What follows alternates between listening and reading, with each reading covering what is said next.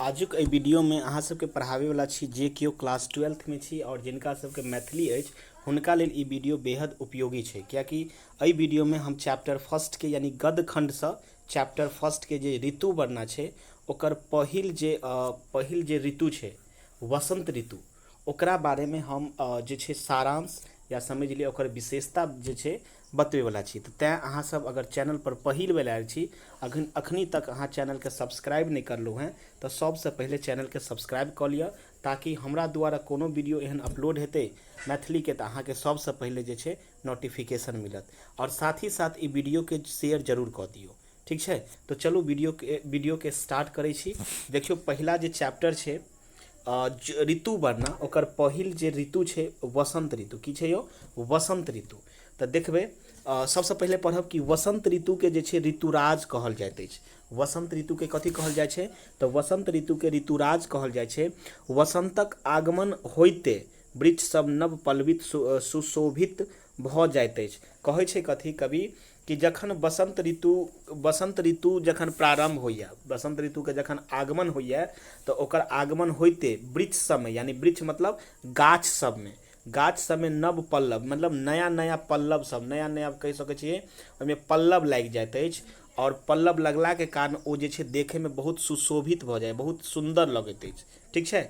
आगा देखियो सर्वत्र फूल फुलाय लगैत अछि, मतलब कहै छथि कथी कि सर्वत्र मतलब भेलै सब जग जे छै फूल सब फुलाय लगैया जे देखे में बहुत नीक लगैत अछि, ठीक छै। मलय पवन गतिमान भ जाइत अछि, और मलय जे पवन छै पवन मतलब हवा जे छै एहि ऋतु में कनि मध्यम चाल से धीरे धीरे धीरे धीरे हल्का हल्का गतिमान भ जाइत अछि, ठीक छै। आगा देखियो आमक गाछ में कोयलिक कुक्कू प्रतिध्वनित होबऽ लगैत अछि, मतलब कि आमक गाछी सब जे छै आमक गाछी में कोयली के आवाज धीरे धीरे आबऽ लगैत अछि, बुझ गेलियै।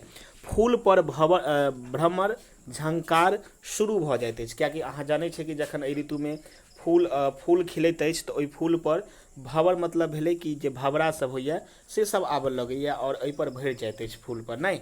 आगा देखियो प्रकृति मादक बनि जाइत अछि और कामदेव अपन प्रभाव देखबऽ लगैत अछि। प्रकृति जे छै बहुत मादक मतलब बहुत एहन कहि सकै छै कि मतलब सुशोभित या लोग के लोभित मतलब कहि अपना और आकर्षित कर रहल अछि, एहन सुंदर भ जाइया, बुझ गेलियै। कामदेव पर अपन प्रभाव देखबऽ लगैत अछि, कामदेव जे छै अपन प्रभाव एहि ऋतु में देखबऽ लगैया, ठीक छै। चलू आगा देखै छियै।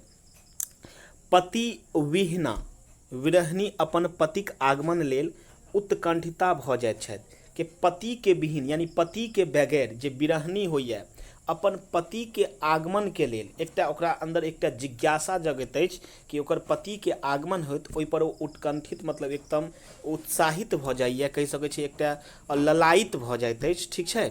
नायिका अपन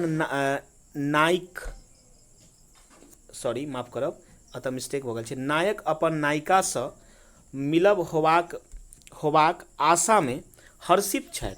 हर्षित के मतलब होइ छै खुशी छथि। नायक के जे छै एकटा अभिलाषा होइया कि हम तऽ छै कि आब नायिका से मिलब, या नायिका के सेहो एकटा अभिलाषा रहै छै कि हम नायक से मिलब, ओहि के अभिलाषा के कारण जे छै ई सब हर्षित रहैत अछि मतलब खुश रहैत अछि, ठीक छै।